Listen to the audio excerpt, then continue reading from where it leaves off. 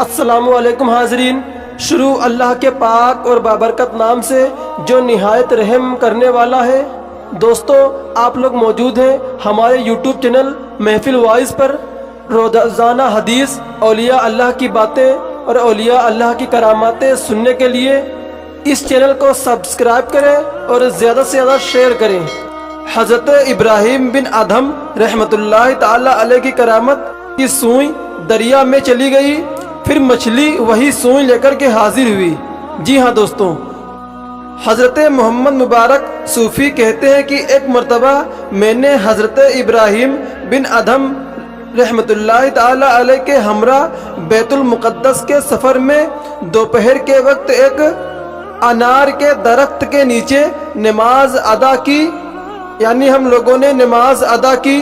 اس وقت درخت میں سے ندا آئی، یعنی درخت سے آواز آئی کہ میرا پھل کھا کر عزت افزائی کیجئے اور میری عزت بڑھائیے۔ چنانچہ آپ رحمۃ اللہ تعالی علیہ نے 2 انار توڑ کر ایک مجھے دیا اور ایک خود کھا لیا، اور میں نے دیکھا کہ اس وقت وہ درخت بہت چھوٹا تھا اور انار بھی ترش تھے۔ انار چھوٹے تھے، مگر جب ہم لوگ بیت المقدس سے واپس ہوئے تو وہ بہت قد آور ہو گیا، یعنی وہ پیڑ بہت قد آور ہو گیا تھا اور اس کے انار بھی بہت بڑے ہو گئے تھے۔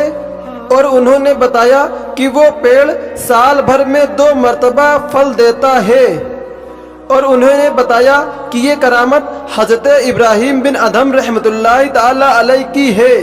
حضرت ابراہیم بن ادھم رحمۃ اللہ تعالی علیہ فرماتے ہیں کہ میں ایک بکری چرانے والے کے پاس سے گزرا اور پوچھا کہ اے بکری والے، تمہارے پاس کچھ پانی یا دودھ ہے؟ اس بکری والے نے کہا جی ہاں۔ آپ رحمۃ اللہ تعالی علیہ کو دونوں میں سے کیا چیز پسند ہے؟ تو میں نے کہا پانی۔ اس نے فوراً پتھر کی سخت چٹان پر اپنا ڈنڈا مارا اور اس سے پانی جاری ہو گیا۔ اس پتھر سے پانی جاری ہو گیا۔ میں نے جب اس پانی کو پیا تو وہ برف سے زیادہ ٹھنڈا اور شہد سے زیادہ میٹھا تھا، اور میں تعجب میں پڑ گیا۔ انہوں نے کہا حیرت نہ کرو، جب بندہ اللہ تبارک و تعالیٰ کی اطاعت کرتا ہے تو ہر شے اس کی اطاعت کرتی ہے۔ سبحان اللہ۔ حضرت ابراہیم ادھم رحمۃ اللہ تعالی علیہ جب سلطنت چھوڑ کر اطاعت الہی میں مشغول ہو گئے تو حضرت کے ایک صاحبزادے نے آپ کو بے حد تلاش کیا۔ آخر کار ایک دفعہ دیکھا کہ آپ رحمۃ اللہ تعالی علیہ دریا کے کنارے درخت کے سائے میں بیٹھے ہیں، اپنا خرقہ سی رہے ہیں۔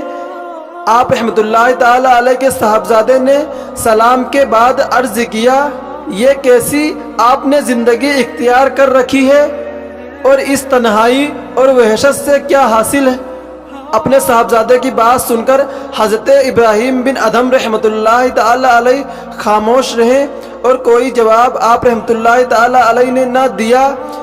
جب شہزادے نے دیکھا کہ آپ رحمۃ اللہ تعالی علیہ خاموش رہے اور کوئی جواب نہ دیا تو اس نے غصے میں آ کر آپ رحمۃ اللہ تعالی علیہ سے سوئی آپ رحمۃ اللہ تعالی علیہ کے ہاتھ سے لے کر اور اس کپڑا سینے والی سوئی کو دریا میں پھینک دیا اور کہا یا تو آپ مجھے سوئی نکال کر دکھائیے یا پھر گھر چل کر سلطنت سنبھالیے۔